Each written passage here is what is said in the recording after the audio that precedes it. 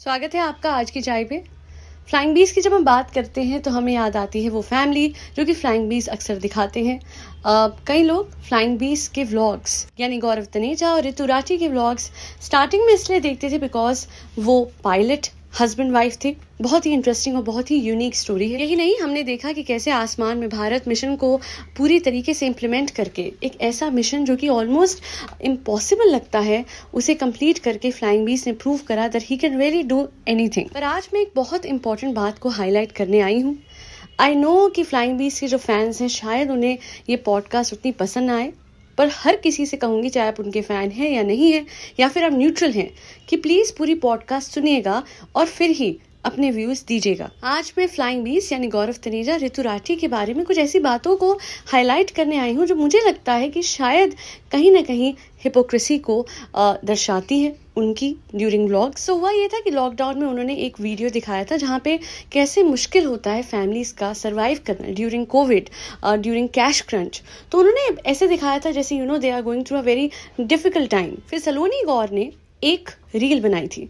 इस रील में उन्होंने दिखाया था कि कैसे एक तरफ वो एक डिफिकल्ट फैमिली टाइम दिखा रहे हैं ड्यू टू कैश क्रंच और दूसरी तरफ वो एक लग्जरी कार खरीद रहे हैं। इस बात को जब बहुत उछाला गया और इस पे मीम्स बनने लग गई तो फिर फ्लाइंग बीस जो है गौरव तनेजा वो आगे आके उन्होंने बताया कि कैसे नहीं कैश क्रंच था, यूट्यूब से उतनी इनकम नहीं आ रही थी उस टाइम पे, कोविड के टाइम पे, बिकॉज ऑफ लेस एड्स, और वो वीडियो जेन्युइन था। और वो जो लग्जरी कार थी वो तो कोई एक इंटरेस्ट का रिफंड आया था उससे उन्होंने खरीदी थी। अब किसी भी ऐसे इंसान से जो कि कैश क्रंच के थ्रू एक मुश्किल दौर के थ्रू गुजर चुका है, मैं उससे एक ही चीज पूछूंगी कि आप लोग बताइए कि अगर आपके पास इतने लाखों का कोई रिफंड आता है, पहली बात तो पता नहीं इतना बड़ा इंटरेस्ट किस चीज का होता है कि उससे एक लग्जरी कार आ जाए। चलिए जी, उन्होंने अपनी सेविंग्स को यूज कर एक लग्जरी कार ले भी ली, उनकी मर्जी, उनके पैसे, they can do whatever they want to do.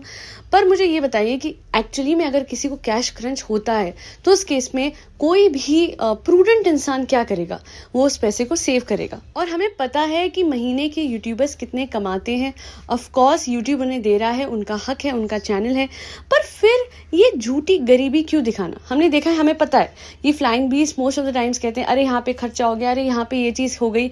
In fact recently बहुत लोगों ने कमेंट सेक्शन में ये लिखा था कि इतना खर्चा आप करते हो, दुनिया भर में आप खर्चते हो, आप ऑस्ट्रेलिया बार बार एक मैच के पीछे चले जाते हो, बच्चे के बालों का आप हेयर कट का 100 रुपये आप नहीं दे सकते, और वो भी 100 रुपये इसलिए बिकॉज एक छोटी सी जगह से वो करवाते हैं बच्चे के हेयर कट को। वेराज हमें भी पता है कि ऋतु यूजुअली कमेंट सेक्शन में ये क्लियरली मेंशन था कि वो सैलून पे जाती हैं, भर भर के कोलैबोरेशन मिलती है, फिर भी अपने बच्चे का हेयर कट घर पे उन्होंने करा, जो कि अगेन उनकी मर्जी है। बट ये गरीबी क्यों दिखानी कि अरे 100 रुपये बचाने के पीछे हम कर रहे हैं? अच्छा, बच्चे को टॉय शॉप में ले जाते हैं, हैमलीज की टॉय शॉप में ले गए थे, मुझे याद था, तो रसबरी को कोई टॉय पसंद आया था। तो देखिए, ये ऐसा तो नहीं है कि डेली कोई टॉय दिलाते हैं। हमें पता है कि ऋतु राठी और गौरव तनेजा बहुत स्ट्रिक्ट पेरेंट्स हैं इस मामले में। तो जब बच्चे को आप ले जा रहे हो, उसको कुछ पसंद आ रहा है, या तो आप टॉय शॉप मत ले जाओ। आप ले ही जा रहे हो तो ये मत बोलो कि यहाँ के रूल्स है, ये सारा कुछ अंकल का होता है और हम कुछ ले नहीं सकते, रखो रखो वापस रखो। देखिए, कभी कभार तो हार्डली ही आप दिलाते हो। अच्छा, उससे भी ऊपर की चीज़ आप देखिए जो मुझे बिल्कुल समझ नहीं आई। अपनी शॉपिंग ऋतु यूजुअली H&M से करती है, हमने देखा। और एक बार जब पूछा जो गौरव है उन्होंने कि कितने का बिल बना H&M का ऋतु, तो ऋतु ने कहा बहुत ज़्यादा था, मैं नहीं बता सकती, लोग हैरान हो जाएंगे, बहुत ज़्यादा था।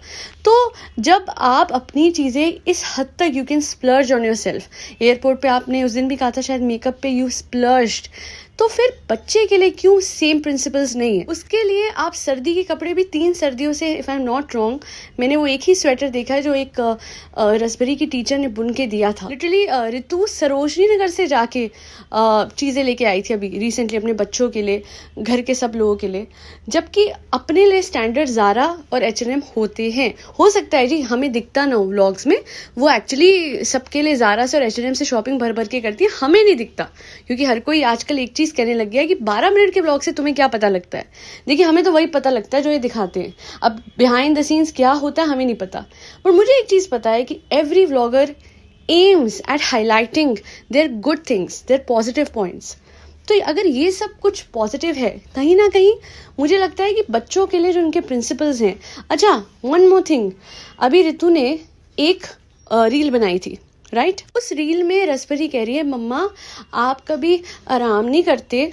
और इसी बात को लेके किसी ने कमेंट में लिखा कि जितना आप लोग पिछले 6 से 7 महीने में घूमे हो, स्पेशली लास्ट ईयर के एंड में, जो लास्ट क्वार्टर था उस लास्ट ईयर का, उतना तो कई लोग पूरी जिंदगी में नहीं घूमते, या वो लड़का पूरी जिंदगी में नहीं घूमा था। सो कहने का तात्पर्य ये है कि आप लोग देखिए, मुझे ऐसा लगता है सिर्फ ये ऋतु गौरव की बात नहीं है। व्लॉगर्स ना अपनी व्लॉगिंग लाइफ को ऐसे दिखाते हैं, it's very difficult to follow. I know collaborations हैं, स्पॉन्सरशिप है, मीटअप है, मेट्रो पे भी एक बार आपने किया था, ठीक है वो फेल हो गया, हो जाता है, हर किसी से गलती हो जाती है। पर जो आपकी लाइफ है ना, आप लोगों को समझना होगा जो व्लॉग कर रहे हैं, literally you are living a very comfortable and blessed life. Be thankful for that. आराम नहीं करते हो, ये क्वेश्चन सिर्फ उन लोगों से पूछा जा सकता है जो या तो 9 to 5 जॉब कर रहे हैं, या फिर जो मजदूर सड़क पे काम करते हैं, या फिर वो लोग जो कि, आपको पता है किसानों की क्या हालत है। मेरे एक सब्सक्राइबर ने कहा था कि आज ये जो व्लॉगर हैं ये छोटी छोटी चीज़ों पे मैं ऋतु और गौरव की बात नहीं कर रही अभी, कि कुछ व्लॉगर्स तो कुछ कमेंट्स पे चिढ़ जाते हैं।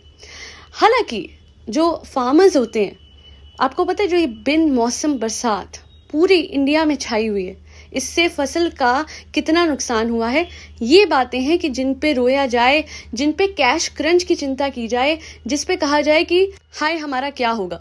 हाँ, आप लोग एक बहुत बड़ी कीमत चुका रहे हैं व्लॉगिंग की, जो मेरे हिसाब से है प्राइवेसी। उसके अलावा your life is flawless.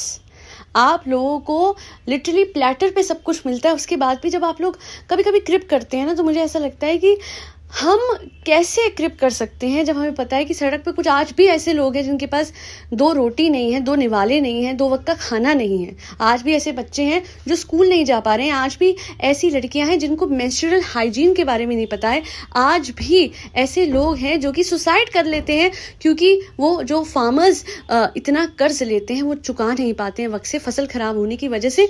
Please genuine issues को उठाइए, इन छोटी छोटी बातों को, अपनी छोटी छोटी तकलीफ़ों को, वो कहते हैं ना, इतना बड़ा मत दिखाइए, बिकॉज वो उतनी बड़ी है नहीं। और मुझे पता है हर इंसान को इवेंचुअली अपनी तकलीफें बड़ी लगती हैं, पर कुछ पॉइंट ऑफ व्यू अपना एनलार्ज कीजिए, आपको पता लगेगा कि आसपास दुनिया में क्या हो रहा है और वो मसले, वो इश्यूज ज़्यादा बड़े हैं। आज के लिए इतना ही। Do not forget to like, share and subscribe to आज की चाय। Thank you so much for tuning in to आज की चाय पॉडकास्ट।